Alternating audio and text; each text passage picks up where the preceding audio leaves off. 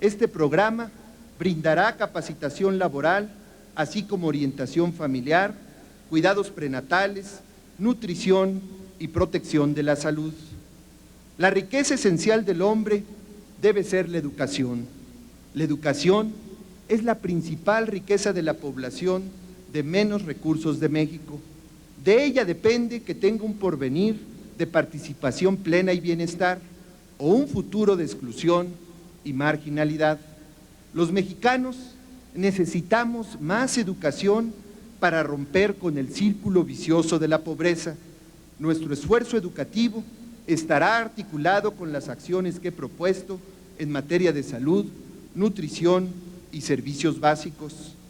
Vamos juntos a trabajar para que una educación de calidad sea la riqueza común de todo mexicano de cualquier origen, posición social o ubicación geográfica. Es nuestra responsabilidad ante el nuevo siglo y este es mi cuarto compromiso. Quinto, desarrollo rural para las necesidades de los menos favorecidos. En el sector rural de nuestro país vive cerca del 60% de la población más pobre, constituida principalmente por campesinos y jornaleros agrícolas, muchos de ellos indígenas. El reto de aumentar el bienestar de los campesinos estriba en elevar la productividad de su trabajo y los ingresos que perciben por la venta de sus productos. El desarrollo rural enfocado a aumentar la productividad de la tierra y del trabajo es uno de los ejes centrales de la lucha contra la pobreza. Por eso, daremos el gran impulso que merece el México rural. Propongo consolidar el programa de apoyos directos a los productores agrícolas, Procampo, como un instrumento fundamental para elevar el bienestar de las familias rurales pobres. Este programa otorga apoyo por primera vez a los productores de autoconsumo y permite que adquieran su maíz y frijol a menores precios. Me comprometo a que en su etapa definitiva Procampo otorgue apoyos a precios de hoy de 450 nuevos pesos por hectárea como mínimo.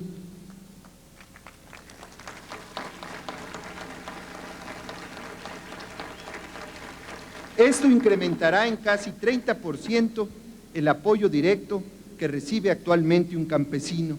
Asimismo, el programa será extendido. Además de promover la capitalización del medio rural, el nuevo marco legal permite asegurar el patrimonio de las mujeres y los hombres del campo.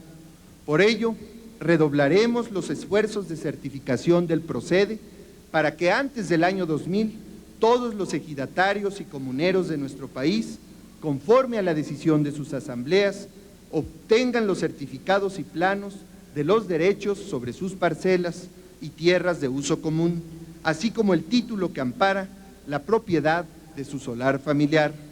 Así, los productores de bajos ingresos tendrán certidumbre sobre su patrimonio más importante, la tierra. Me comprometo a dar un vigoroso aliento a la infraestructura. Concentraremos los esfuerzos en obras de pequeña y mediana irrigación, drenaje, nivelación de suelos, caminos rurales, transporte, almacenamiento y control de la erosión.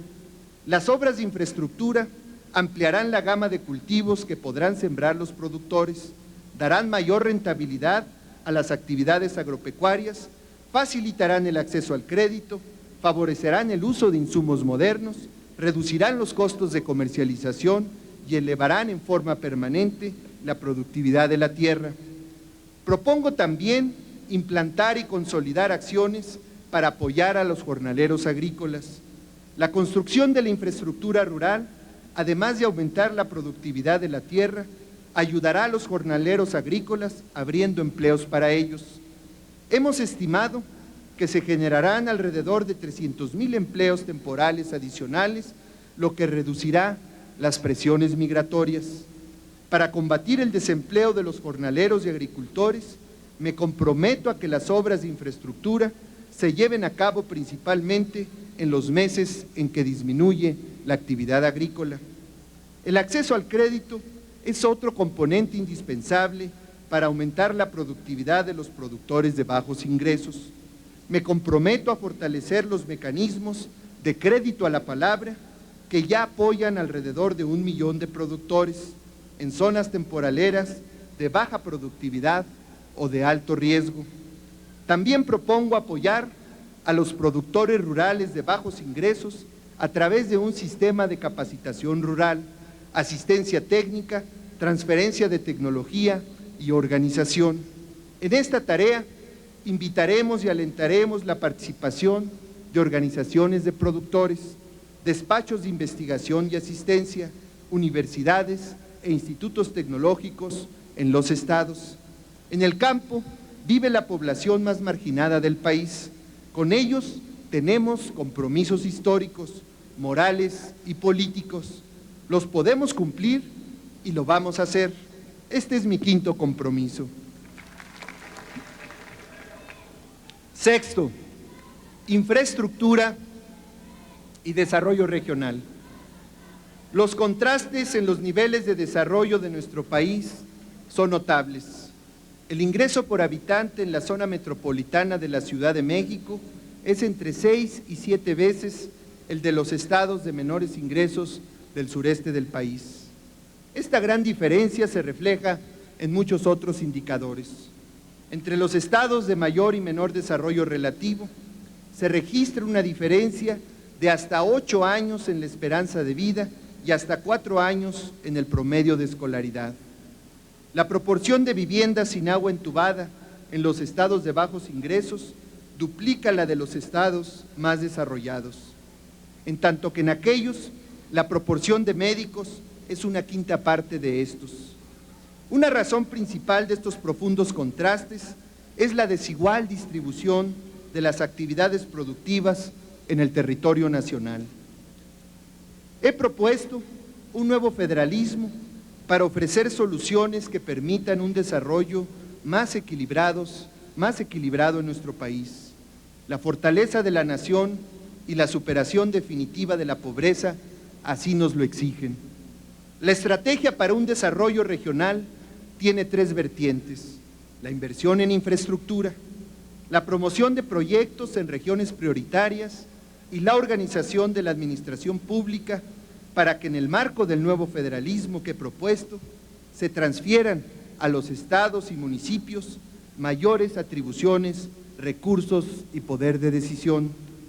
Durante los siguientes 6 años, propongo un esfuerzo sin precedente en la construcción de autopistas, carreteras y caminos troncales y rurales para conectar a las regiones de menor ingreso relativo del país con el resto de la República. La rehabilitación y conservación de caminos rurales permitirá recuperar un valioso patrimonio construido durante muchos años y complementar un ingreso familiar que suele depender solo de la agricultura. En ciertas regiones, propongo que el gobierno federal acuerde con los distintos niveles de gobierno programas que actúen como detonador de procesos productivos regionales. Las obras de infraestructura generarán empleo inmediato para la población de regiones de bajos ingresos. Además, los programas de desarrollo regional representan una oportunidad de mediano y largo plazo para emprender proyectos productivos viables. A la vista del siglo XXI, la fortaleza de la nación depende de que logremos distribuir más equitativamente las oportunidades de empleo en todo el país. La resuelta promoción del desarrollo de todas las regiones será el camino para lograrlo. Ese es mi 6º compromiso.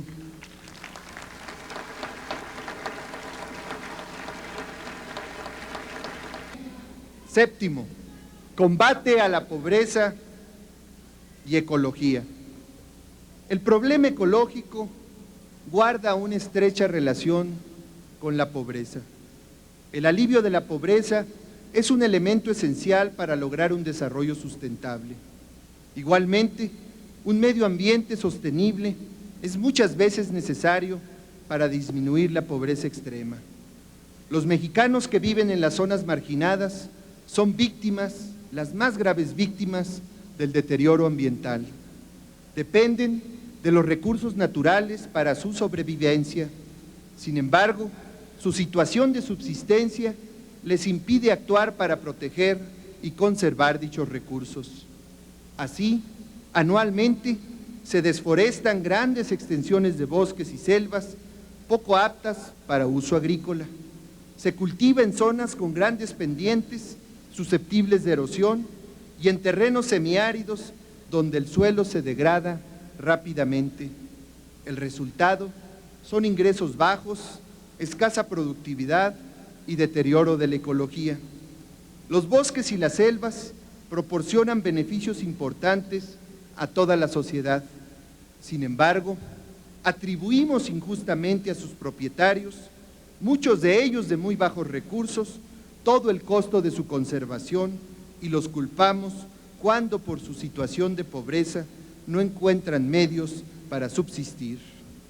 Por otra parte, las regiones del país mejor conservadas en sus recursos naturales están habitadas por comunidades indígenas y campesinas que viven en la pobreza extrema y se enfrentan con fuertes contradicciones entre su sobrevivencia, desarrollo y conservación de los recursos naturales. Propongo llevar a cabo un programa de apoyo a los propietarios de los bosques y selvas para que los protejan, conserven y restauren. Esta es una compensación mínima que merecen por los beneficios que su propiedad proporciona a toda la sociedad. Asimismo, propongo regularizar la tenencia de la tierra en zonas críticas para evitar que la incertidumbre sea aprovechada por aquellos que depredan los recursos naturales, y asimismo establecer convenios entre los dueños de selvas, bosques, los productores y el gobierno que beneficien tanto al dueño como al que utiliza los recursos naturales a través de pagos directos. Con ello lograremos un aprovechamiento sustentable de los recursos con mayor justicia para sus propietarios. También es indispensable realizar un ordenamiento ecológico que permita que las actividades productivas y urbanas se lleven a cabo de acuerdo a las condiciones, conservación y restauración del medio ambiente, el suelo y el agua. Esta reglamentación incluirá esquemas eficientes de coordinación entre niveles de gobierno, estímulos a la participación social y el aprovechamiento de las capacidades científicas y locales y estatales. Por otro lado, las personas de escasos recursos viven en asentamientos ilegales sin ninguna planeación urbana. En estas zonas, con frecuencia los servicios de agua potable y saneamiento son inadecuados o insuficientes. Existen inundaciones en zonas bajas, desprendimientos en zonas altas y un alto grado de contaminación del agua, la atmósfera y el suelo. No son los mexicanos de bajos ingresos la causa del deterioro ambiental y la destrucción de los recursos naturales. La causa radica en su condición social y económica y en la ausencia de oportunidades. Debemos abrirlas para ellos a fin de animar su ancestral sabiduría en el cuidado de los equilibrios ecológicos. Este es mi séptimo compromiso.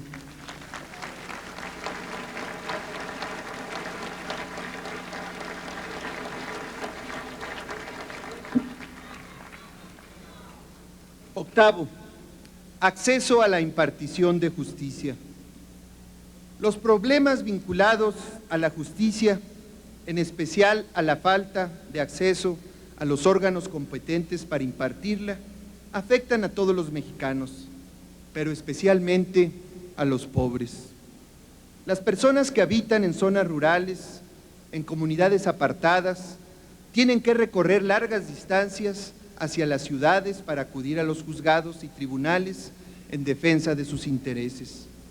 Ello implica que cuando lo hacen, distraigan el tiempo de sus labores e incurran en elevados gastos. En general, recurrir ante la autoridad judicial requiere de asesoría especializada, que suele ser costosa, o acudir a la Defensoría de Oficio, que no está disponible en todas las materias o limita la adecuada representación de quienes la solicitan.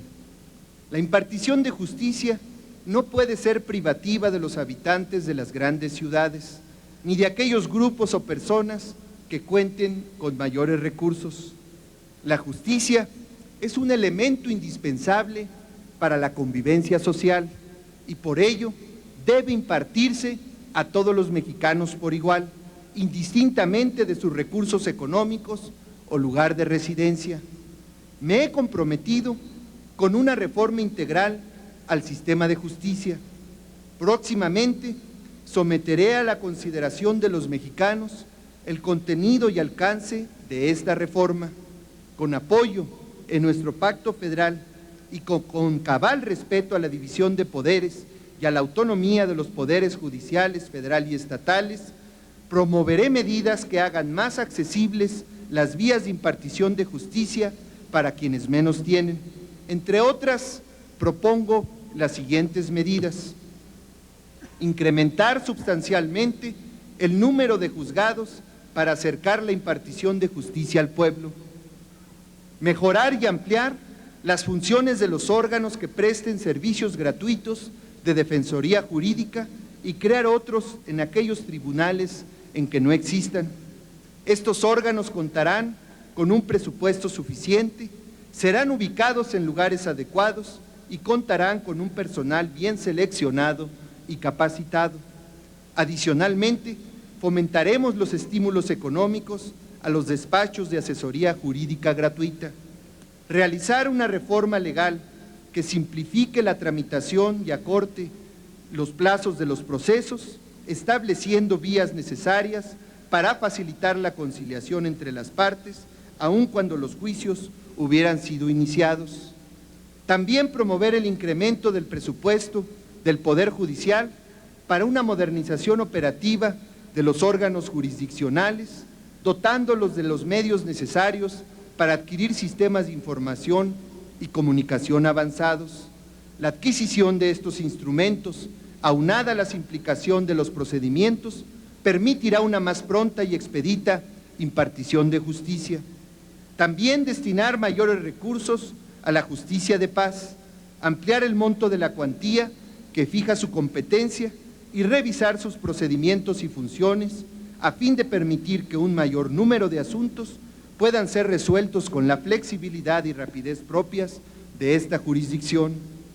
También instrumentar una campaña permanente para informar a la población, especialmente la marginada y de escasos recursos, sobre sus derechos y los medios a través de los cuales puede exigir su plena observancia. Asimismo, garantizar que los pueblos indígenas cuenten ante los órganos jurisdiccionales con asesoría jurídica y servicios de traducción. La aplicación de la ley y la impartición de justicia debe ser igual para todos. Este es un principio fundamental de nuestro Estado de Derecho. Debemos asegurar protección legal a la población de bajos ingresos y vamos a hacerlo efectivo. Este es mi octavo compromiso. Noveno, financiamiento popular. En zonas rurales y urbanas con menor desarrollo económico, los servicios financieros son escasos o nulos, lo que perpetúa la falta de recursos para lograr un desarrollo cabal. Conviene recordar que más de la mitad de los municipios del país, principalmente los más pobres, no cuentan con sucursal de banco alguna. Asimismo, es un hecho que las zonas de más altos ingresos reciben en términos per cápita más de 5 veces el crédito que reciben en promedio las zonas más pobres. Actualmente, la población marginada o que vive en una situación de pobreza se ve forzada a acceder a medios informales de crédito, con frecuencia en términos muy desventajosos.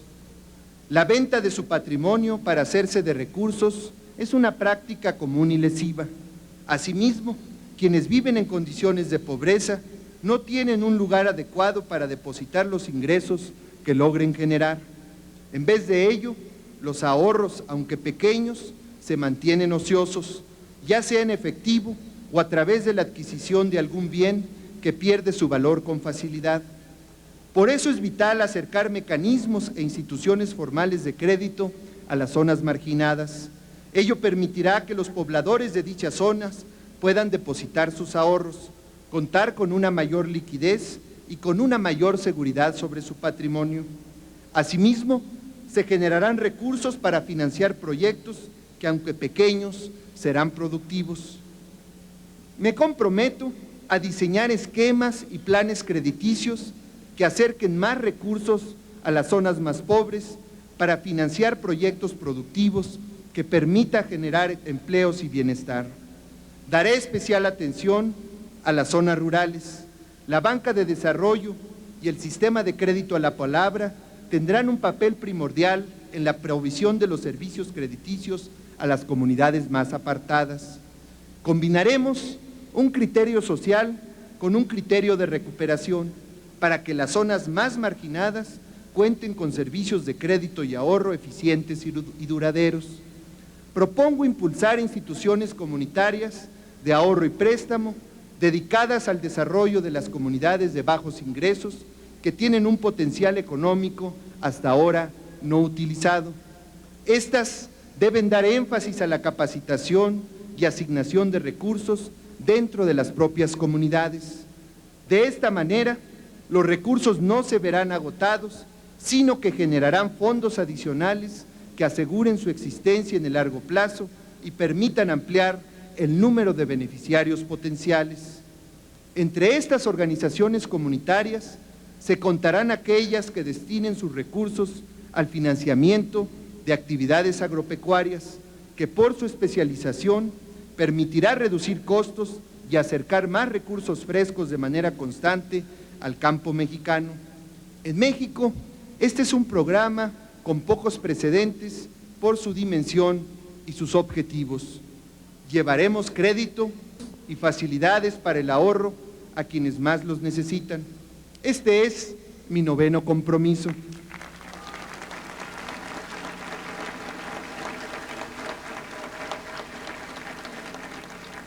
Décimo, crecimiento y empleo.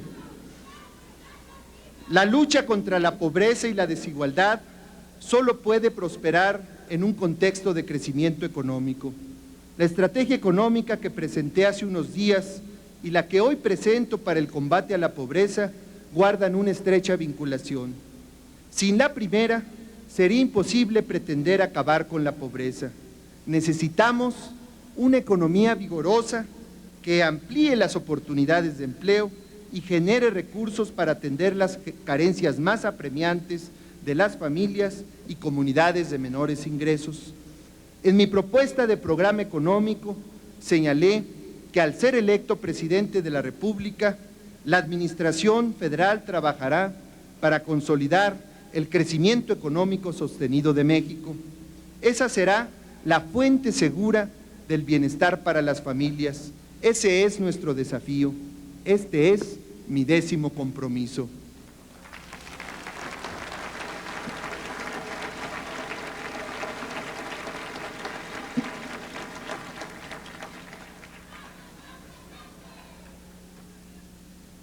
Señoras y señores, el Pacto Nacional contra la Pobreza que hoy presento se funda en una doble estrategia. En primer lugar, a través de condiciones básicas de nutrición, salud, vivienda y servicios, construiremos una plataforma mínima para acceder al bienestar. En segundo lugar, la estrategia habrá de generar las condiciones necesarias para que la población tenga oportunidades de empleo con ingresos crecientes en distintas actividades en las regiones más atrasadas del país. Los programas y las acciones enmarcados en esta estrategia se financiarán con los recursos fiscales que genere el crecimiento económico, así como con los ahorros de una administración pública más eficiente, pero también con los aportes de las comunidades y de la sociedad. Partimos de un nivel considerable de gasto social.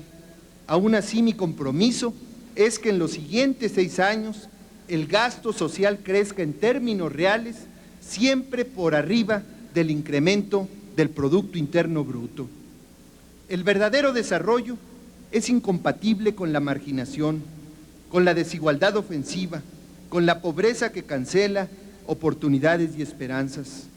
La lucha contra las carencias ancestrales y las inercias que las hacen perdurables es un imperativo económico, social y político para todos, pero sobre todo es una exigencia ética, es un compromiso moral. La estrategia que propongo tiene raíces profundas y está amparada en los postulados sociales de la Constitución de la República. Está fundada en la participación, en el respeto y el ejercicio de la libertad. Está fundada en la democracia y la unidad para avanzar en la justicia. Está inscrita dentro de lo posible, rehúye la promesa irresponsable y se sustenta en recursos reales, en posibilidades efectivas y en aspiraciones compartidas. Está enmarcada en la más estricta legalidad, en el escrupuloso respeto a nuestras instituciones y en la confianza que se expresa en el diálogo, la tolerancia, la convivencia ordenada. Rechaza conformismos, exige esfuerzos adicionales y hasta extraordinarios para ofrecer respuestas reales, resultados verdaderos. Este es el camino que escogimos desde tiempo atrás y es el que hoy ratificamos. Es el camino de la paz con libertad, con justicia, legalidad y democracia. Parte del reconocimiento franco de nuestros problemas, sin disfraz ni maquillaje, pero también de nuestras fortalezas y capacidades, de nuestra historia y de nuestra aspiración. Comparto la angustia de quienes resienten carencias y privaciones, coincido en su urgencia y exigencia, pero rechazo con todo vigor la violencia y la intolerancia que de ellas puedan derivar.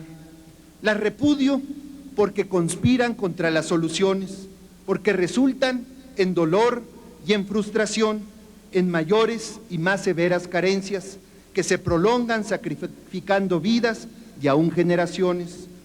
Reconocemos las razones de la impaciencia, podemos y debemos atenderlas, a ello me comprometo, pero rechazamos la ruta de la intransigencia y de la arrogancia que desemboca en la violencia, en la imposición de la fuerza sobre la razón y la voluntad mayoritaria. Ofrezco atención pronta y responsable a las demandas justas, las enfrentaremos juntos con vigor y con verdad, en diálogo, sin amenazas ni chantajes.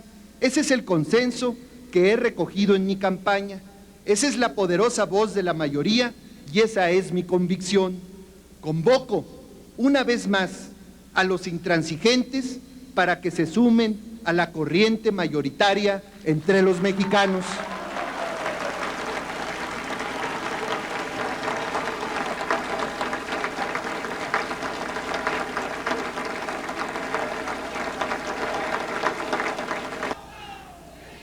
Hay un espacio para ellos dentro de la ley y una tarea en nuestros desafíos compartidos.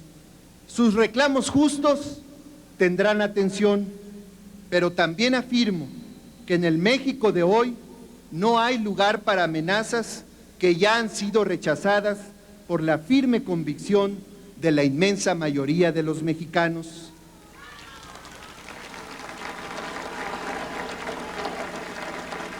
Mi propuesta es el combate decidido contra la desigualdad y la pobreza, sin tregua ni reservas, pero también sin demagogia.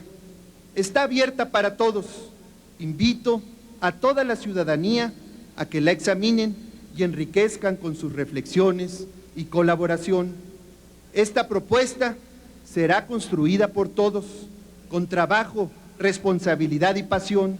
Con mi partido la voy a encabezar, ese es mi compromiso. Mi propuesta está integrada por compromisos concretos, claros, asequibles, fundados no en vaguedades, sino en una consulta intensa, plural, responsable y realista, que me ha dado esta campaña y mi experiencia en el servicio público. Cada compromiso se inspira en mi profunda preocupación por el destino de los mexicanos menos favorecidos y se inspira también en los sentimientos de aquel hombre que murió precisamente aquí en San Cristóbal Ecatepec. Quiero, dijo Morelos en Chilpancingo en 1813, que hagamos la declaración de que no hay otra nobleza que la de la virtud, el saber, el patriotismo,